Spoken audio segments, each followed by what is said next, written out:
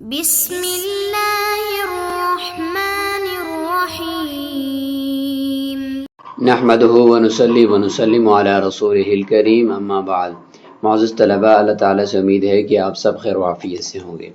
سبق نمبر 249 ہے اور باب فیما یقطع فیہ وما لا یقطع، اور اس کی ایک فصل ہے فصل فی الحرز والاخذ منہ۔ اس میں ہم اس فصل کو آج مکمل کریں گے اور بات کریں گے کہ کمرہ یا آستین وغیرہ میں ہاتھ ڈال کر چوری کرنا۔ تو ایک اصول سمجھ لیں کہ جس حرز کے اندر، جس جگہ میں داخل ہونا اندر ممکن ہے، تو وہاں پہ تو اس حرز کی توہین اور اس کی ہتک یہ اسی وقت ہی ہوگی کہ جا کر اندر سے مال کو لے کر باہر نکالے، خود اندر داخل ہو اور مال کو باہر نکالے، تو تب ہاتھ کٹتا ہے۔ اور جہاں پر اندر داخل ہونا ممکن نہیں ہے، جیسے کہ کسی انسان کی آستین میں ہاتھ ڈال کر مال کو چوری کرنا، یا اس طریقے سے صندوق وغیرہ یا بٹوے وغیرہ میں ہاتھ ڈال کر، تو وہاں پہ اندر داخل ہونا ممکن نہیں ہے، اس کے اندر پھر صرف اس کو نکالنا ہی یہ اس کی حد تک ہوگی اور اسی وجہ سے ہاتھ کٹے گا۔ اور یہ ایک اصول آپ نے یہاں پہ نوٹ کر لیا۔ ہم کتاب سے سمجھتے ہیں اور جو جو اصول آئیں گے ساتھ ساتھ ذکر ہوتے چلے جائیں گے۔ ومن نقب البیت وادخل یده فیہ واخذ شیئا لم يقطع۔ عن ابی یوسف رحمہ اللہ فی الاملاء انه يقطع لانه اخرج المال من الحرز وهو المقصود، فلا يشترط الدخول فيه كما اذا ادخل يده في صندوق السرفي فاخرج الغطرفية، ولنا أن هتك الحرز يشترط فيه الكمال تحرزا عن شبهة العدم، والكمال في الدخول وقد أمكن اعتباره والدخول هو المعتاد، بخلاف الصندوق لأن الممكن فيه إدخال اليد دون دخول، وبخلاف ما تقدم من حمل البعض المتاع لأن ذلك هو المعتاد۔ عبارت کا حاصل یہ ہے کہ کسی شخص نے گھر میں کوئی کمرہ ہے، اس کے اندر سوراخ کیا ہے اور چور نے، اور اس کے بعد اندر خود داخل نہیں ہوا کمرے میں، حالانکہ داخل ہونا کمرے کے اندر ممکن ہے، لیکن یہ داخل نہیں ہوا، اپنے ہاتھ کو داخل کیا اور اندر سے کسی چیز کو لیا۔ اس میں اس کو چوری تو یہ ہے، بقیہ تعزیرات وغیرہ تو ہوں گی، لیکن قطع ید نہیں ہوگا۔ قطع ید کے لیے اخراج، خود اندر داخل ہونا جہاں ممکن ہے خود داخل ہو اور وہاں سے مال لے کر باہر آئے، یہ ضروری ہے۔ امام ابو یوسف رحمہ اللہ نے اپنی امالی کے اندر یہ تحریر فرمایا ہے کہ اس صورت میں بھی ہاتھ کاٹا جائے گا، اس لیے کہ اس نے مال کو ایک محفوظ جگہ سے نکال دیا ہے، اور یہی تو مقصود ہے، یہی تو شرط ہے، بس اس میں داخل ہونے کی شرط نہیں لگائیں گے۔ اس کی مثال ایک دے رہے ہیں، جیسے کہ کسی شخص نے اپنا ہاتھ داخل کیا سونار کے بکس کے اندر،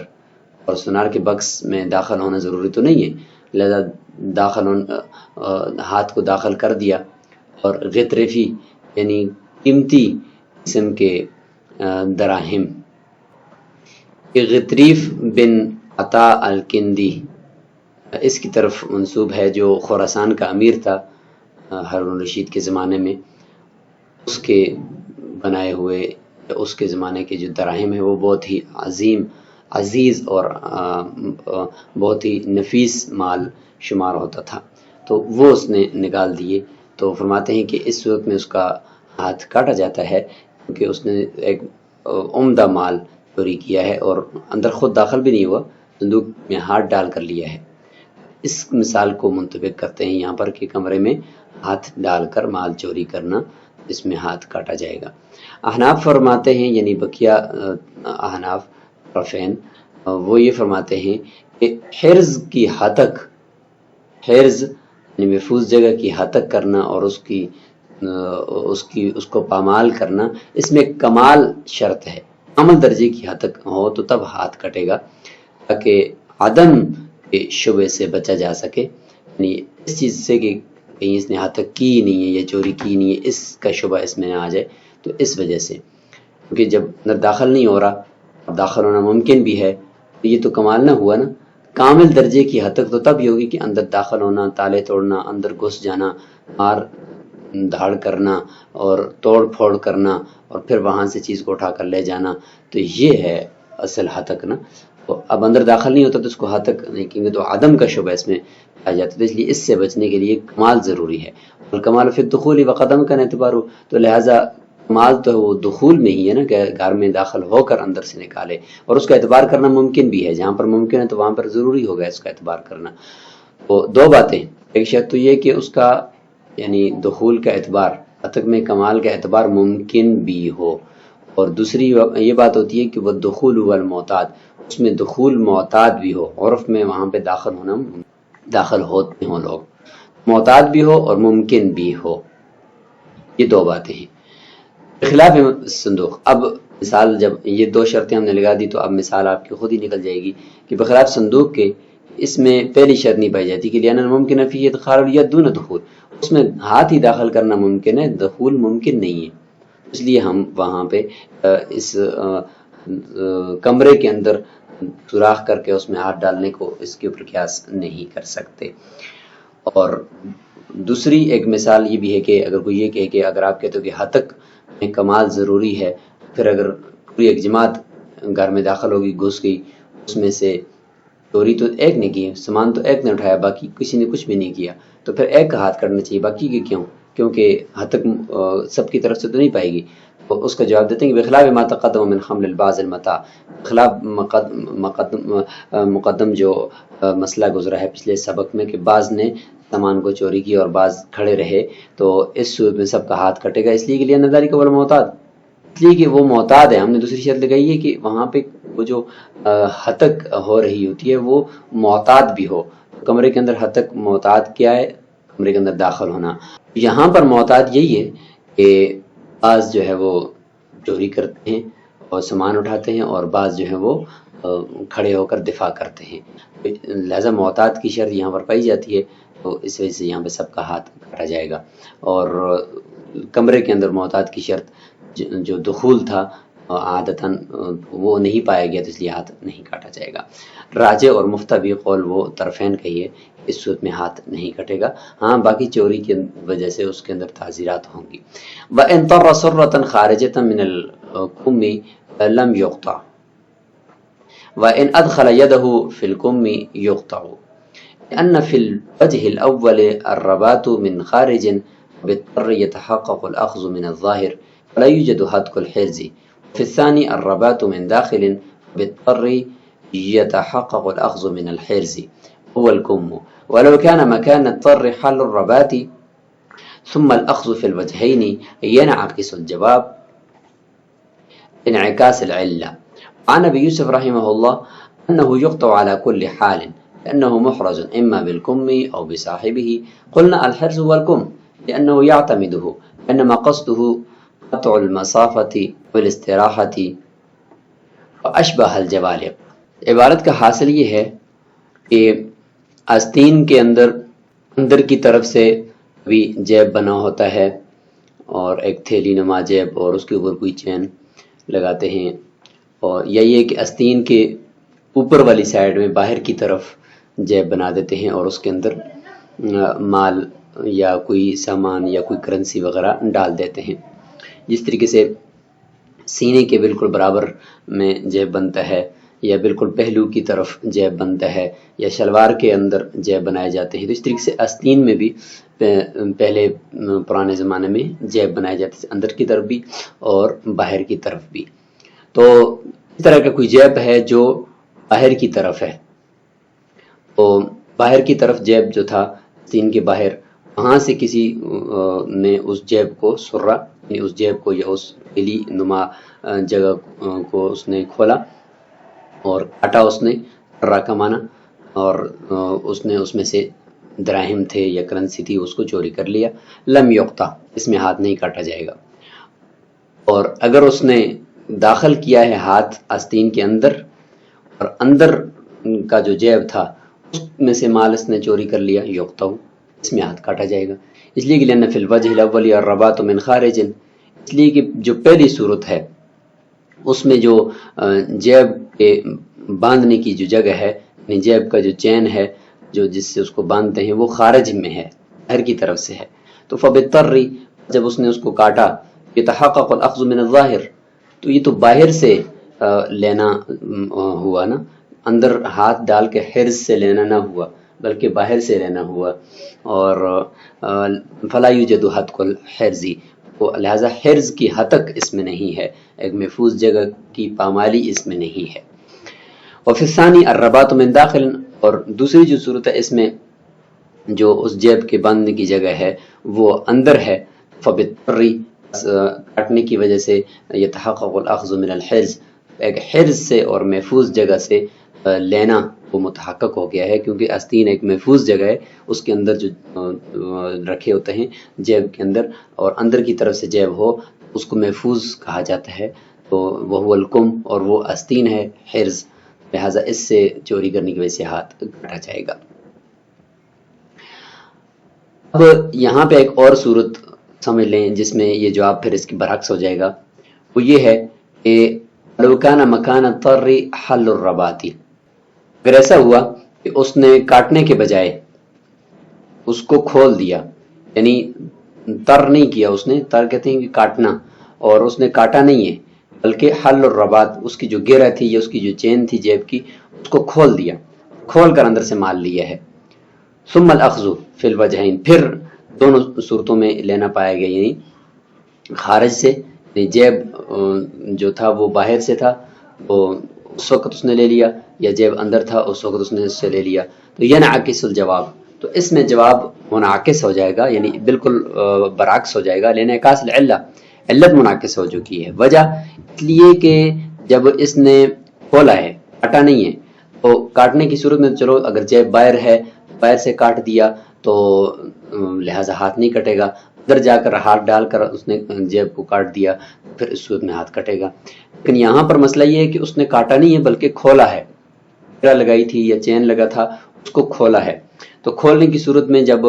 جیب باہر ہوگا، باہر کی طرف جیب ہوگا تو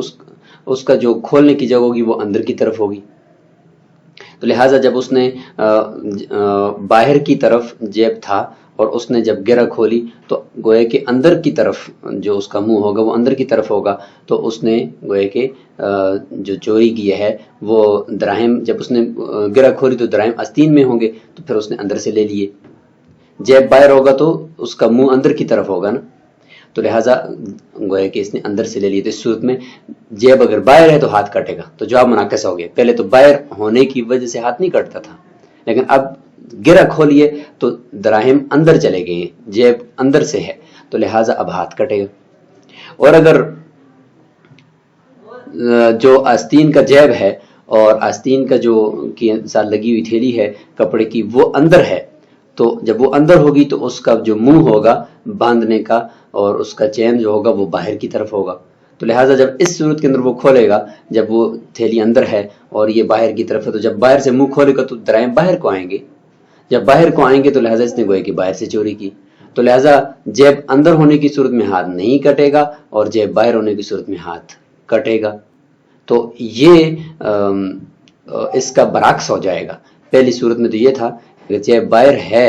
تو ہاتھ نہیں کٹتا، اور اگر جیب اندر ہے اور اندر ہاتھ ڈال کر لیتا ہے تو ہاتھ کٹے گا. تو یہ دو صورتیں اس وجہ سے ہوئی کہ پہلی صورت میں جیب کو کھولا نہیں ہے بلکہ کاٹا ہے، اور کاٹنے کی صورت میں جو چیز باہر ہوگی تو ہاتھ نہیں کٹے گا، اندر جا کر کاٹے گا تو ہاتھ کٹے گا. اور اگر کھولنے کی بات ہوگی تو اگر باہر ہوگا جیب تو اس کا منہ اندر کو ہوگا، تو لہٰذا وہ اندر سے کھولے گا تو گویا کہ دراہم اندر گریں گے تو اندر سے اٹھانے پڑیں گے. جیب باہر ہونے کی صورت میں ہاتھ کٹے گا کیونکہ دراہم گویا کہ اس نے اندر سے پھر لیے، اور جیب اندر ہونے کی صورت میں پھر ہاتھ نہیں کٹے گا کیونکہ دراہم باہر کو گریں گے. تو یہ برعکس ہو جائے گا. لیکن اصول وہی ہے کہ جو آستین ہے وہ حرز ہے، لہٰذا اس میں سے اگر اندر سے مال چوری کرے گا تو ہاتھ کاٹا جائے گا، اور اگر وہ مال باہر پڑا ہوا ہے تو ہاتھ نہیں کٹے گا. امام ابو یوسف فرماتے ہیں کہ ہر حال میں، چاہے اندر سے کرے باہر سے کرے، جیب اندر سے ہو باہر سے ہو، یا جیب کی جو چین ہے یا باندھنے کی جگہ وہ اندر ہو یا باہر ہو، ہر حال میں ہاتھ کاٹا جائے گا. لأنه محرز، اس لیے کہ یہ ایک مال محرز مال ہے، محفوظ مال ہے. اما بالکم، یا تو آستین خود محفوظ ہے اگر اندر ہے تو، اگر باہر ہے تو بصاحبہ، ساتھ اس کا مالک موجود ہے نا، آستین اس کی اپنی آستین ہے، وہ اس موجود ہونے کی وجہ سے ہاتھ کاٹا جائے گا۔ عرفین فرماتے ہیں کہ الحرز هو الکم انه یعتمد، حرز جو محفوظ جگہ ہے وہ آستین ہے اندر کی جگہ، اس کی باہر کا حصہ نہیں، لأنه یعتمد کیونکہ انسان اسی پہ اعتماد کرتا ہے کہ آستین کے اندر جیب کے اندر رکھے ہوئے ہیں اور وہ جیب اندر کی طرف سے ہے۔ وَإِنَّمَا قَصْدُهُ قَطْعُ الْمَسَافَةِ أَوِ الْاِسْتِرَاحَةِ، اور اگر وہ سفر کر رہا ہے تو اس کا سفر کرنا سے جو مقصود ہوتا ہے وہ اس آستین کے اندر رکھے ہوئے مال کی حفاظت کرنا مقصود نہیں ہوتا، بلکہ وہ اپنا سفر کر رہا ہے، اس دوران اگر کسی نے اس کا جیب کاٹ دیا۔ اول استراحہ، اگر کہیں بیٹھے ہوا تو اس کا وہاں پہ مقصد یہ نہیں ہے کہ یہ آستین کے اندر مال کی حفاظت کر رہا ہے، بلکہ وہ مال تو اس میں پڑا ہوا ہے اور یہ خود اپنا ایک آرام کر رہا ہے۔ تو لہذا فاشبہ الجوالق، یہ جو آستین کے اندر رکھے ہوئے دراہم ہوتے ہیں یہ بوری اور جو گٹھڑی ہوتی ہے، اور گٹھڑیوں کے مشابہ ہو گیا کہ وہ جو بوری اور گٹھڑی ہوتی ہے اوپر سے بندھی ہوئی، تو اگر پاس مالک ہو پھر بھی وہ محرز ہوگا، اور اگر نہ بھی ہو پھر بھی، کیونکہ وہ حرز ہے تو یہ حرز بالمکان ہو گیا۔ تو یہاں پر اس طریقے سے جو آستین کے اندر جیب ہے وہ بھی ایک حرز بالمکان ہے، حرز بالحافظ نہیں ہے کہ اس کے پاس موجود ہوگا تو اس کو ہم کہیں گے کہ بھئی حفاظت کرنے والا پاس موجود تھا تو لہٰذا ہاتھ کاٹا جائے گا، ایسا نہیں ہے۔ بلکہ اس شخص کا مقصود اگر وہ چل رہا ہے تو سفر کر رہا ہے، اور اگر بیٹھا ہوا تو خود آرام کر رہا ہے، لیکن یہ مطلب نہیں ہے کہ وہ آستین کے اندر رکھے ہوئے دراہم کی کہیں حفاظت کر رہا ہے، وہ خود محفوظ ہیں کس کی وجہ سے؟ آستین کی وجہ سے، تو وہ حرز بالمکان ہے، حرز بالحافظ نہیں ہے۔ جس طریقے سے بوری ہوتی ہے وہ حرز بالمکان ہے، حرز بالحافظ کی اس کو ضرورت نہیں ہے، کیونکہ وہ خود ایک محفوظ چیز ہے، بوری کے اندر رکھا ہوا سامان یا گٹھڑی کے اندر رکھا ہوا سامان۔ لہٰذا جب وہ حرز بالمکان ہے تو اس میں پھر دیکھیں گے کہ اگر آستین کے اندر سے چوری ہو رہی ہے تو ہاتھ کٹے گا، کیونکہ وہ حرز بالمکان سے اس نے چوری کی ہے، گویا کہ ایک محفوظ جگہ سے چوری کی ہے، اور اگر باہر کی طرف ہے جیب تو ہاتھ نہیں کٹے گا کیونکہ وہ محفوظ نہیں ہے۔ ان سرق من القطار بعيرا او حملا لم يقطع لانه ليس بمحرز مقصودا تتمكن شبهة العدم، هذا لأن السائق والقائد والراكب يقصدون قطع المسافة نقل الأمتعة دون الحفظ، حتى لو كان مع الأحمال من يتبعها للحفظ قالوا يقطع، وإن شق الحمل وأخذ منه قطع، لأن الجوالق في مثل هذا حرز، لأنه يقصد بوضع الأمتعة فيه صيانتها كالكم، فوجد الأخذ من الحرز فيقطع۔ آتے ہیں کہ اگر کسی نے اونٹوں کی ایک قطار ہے اور اس میں سے ایک اونٹ کو چوری کر لیا،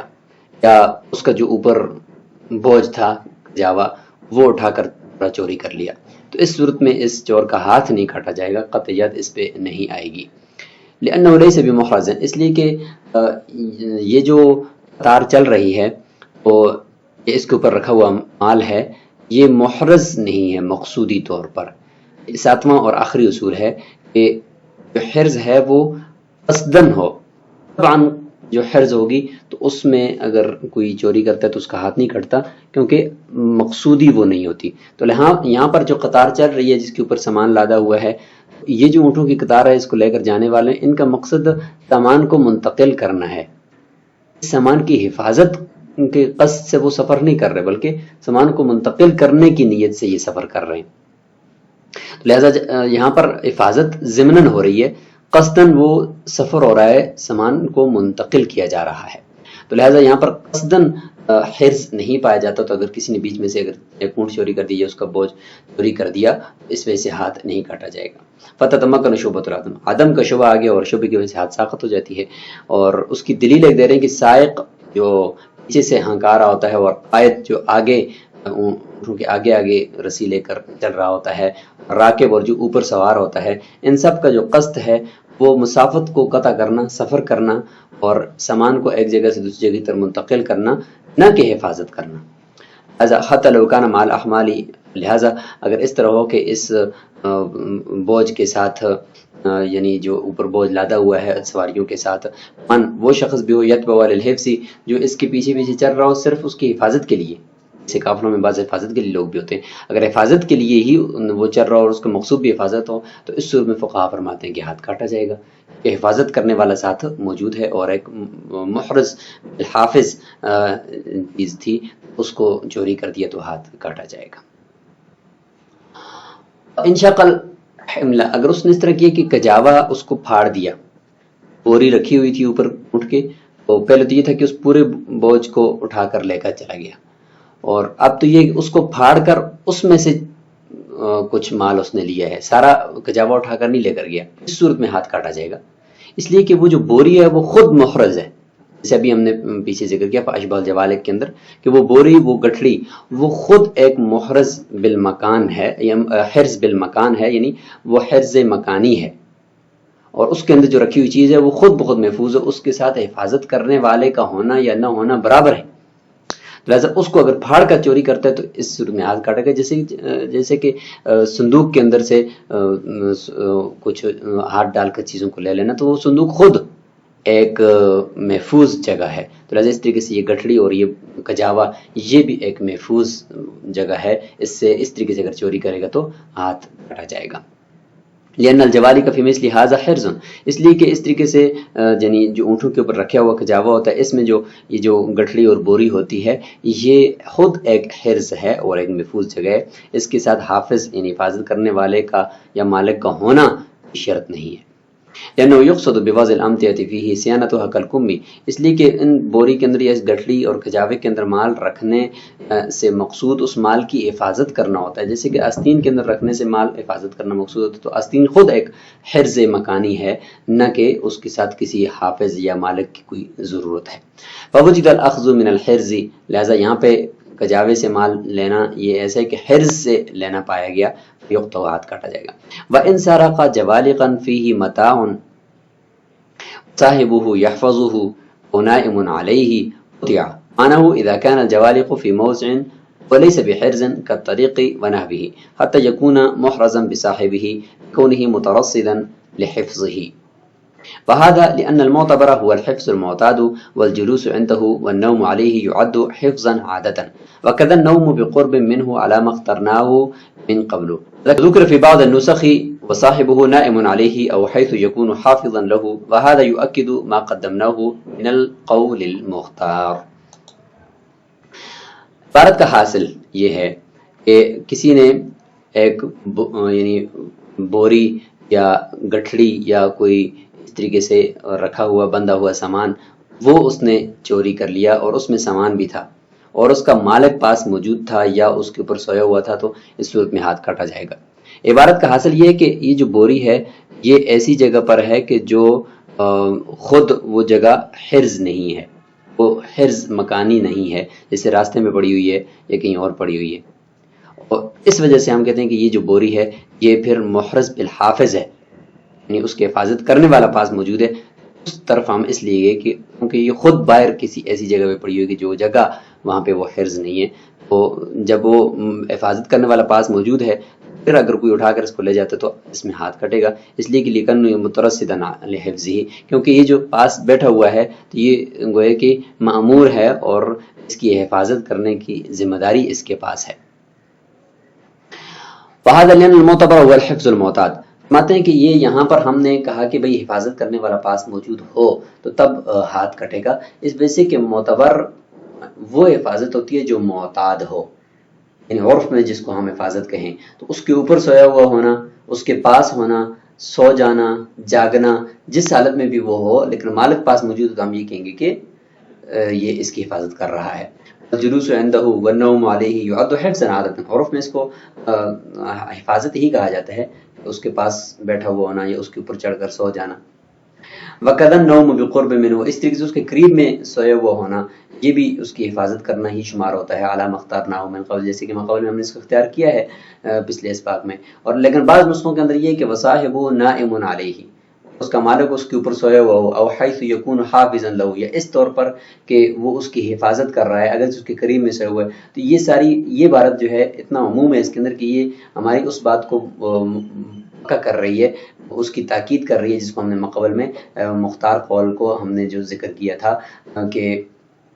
بس پاس ہونا چاہیے، چاہے وہ اس کے پاس سویا ہوا ہو یا جاگ رہا ہو یا جس حالت میں بھی ہو، تو ہم یہ کہیں گے اس کی حفاظت کر رہے ہیں۔ تو یہ جو گٹھڑی ہے یا بوری ہے، اس کو پھاڑ کر اس میں سے چوری کرنا، اس میں تو ہر حال میں ہاتھ کٹے گا، پاس کوئی موجود ہو یا نہیں، کیونکہ وہ بوری خود بھی ایک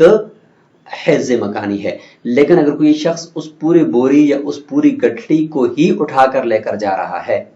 تو اس صورت میں پھر وہ گٹھڑی جس جگہ پر ہے اس جگہ کو دیکھو کہ وہ حرز ہے یا نہیں ہے۔ اگر وہ حرز ہے، جیسے کمرے کے اندر رکھی ہوئی ہے یا کسی اور جگہ رکھی ہوئی ہے جو حرز مکانی کے طور پر ہے، تو اس صورت میں پھر ہاتھ کٹے گا، اگرچہ حافظ یا مالک پاس موجود نہ ہو۔ لیکن اگر وہ راستے میں ہے یا غیر محفوظ جگہ پر ہے، وہاں پر پھر یہ شرط ہے کہ ساتھ مالک اگر ہے، چاہے وہ مالک جس حالت میں بھی ہو، بیٹھا ہوا، سویا ہوا، جاگ رہا، تو پھر ہاتھ کٹے گا، ورنہ نہیں کٹے گا۔ تو اسی کے ساتھ یہ فصل اپنے اختتام کو پہنچی۔ السلام علیکم ورحمۃ اللہ۔